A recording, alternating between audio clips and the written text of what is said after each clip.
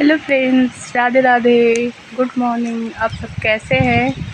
आशा करती हूँ कि आप सब बहुत अच्छे हैं। मैं भी अच्छी हूँ। और देखिए फ्रेंड्स, मैं अपने डेयरी पे आई हूँ।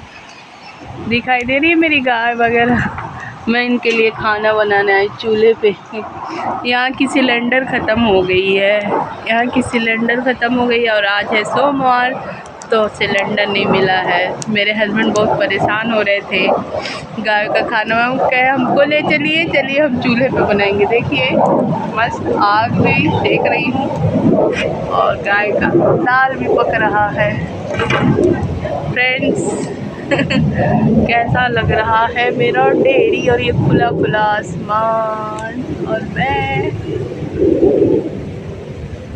मेरे हस्बैंड देख रहे हैं, सोच रही है क्या कर रही है, लेकिन मैं तो वीडियो बना रही हूँ। यहाँ पे हवा चल रहा है दोस्तों। Bye bye friends, Radhe Radhe.